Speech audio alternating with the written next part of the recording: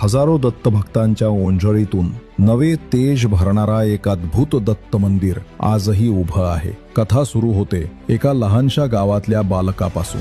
श्री रामचंद्र दत्तात्रय पेडगावकर, ज्यांना श्री गुरुचरित्र पारायण आणि गरुडेश्वरची ओढ होती. हजारो पारायणांच्या आध्यात्मिक अनुभवांनी त्यांचा मनोबळ इतका प्रखर झाला की एका दिवशी त्यांना दृष्टांतात दत्तगुरूंची आज्ञा मिळाली, तुमच्या गावी पारायण करा. त्यांनी मनापासून ती आज्ञा पाळली आणि तब्बल 1100 पारायणे पूर्ण केली. त्यानंतर श्री स्वामींच्या आज्ञेने सन 1948 मध्ये दत्त मंदिराची स्थापना केली. घराची जागा श्री अंबालाल दवे यांनी मंदिरासाठी दान दिली आणि 1949 मध्ये येथे श्री दत्त मूर्तीची प्रतिष्ठापना झाली.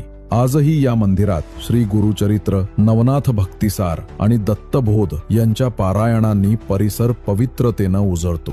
गुजरात राज्यात टेंबे स्वामींच्या प्रेरणेने उभं राहिलेलं एकमेव दत्त मंदिर म्हणजे डभोईचं श्री दत्त मंदिर, जिथे भक्त प्रवेश करताच अनुभवतात दिव्य शांतता, प्रसन्नता आणि भक्तीचं अप्रतिम संगम. जर गाणगापूर आणि गरुडेश्वर दत्त भक्तांसाठी महत्वाचे असतील, तर गुजरातमधील डभोई हे मंदिर दत्त भक्तांसाठी जिवंत आध्यात्मिक केंद्र आहे.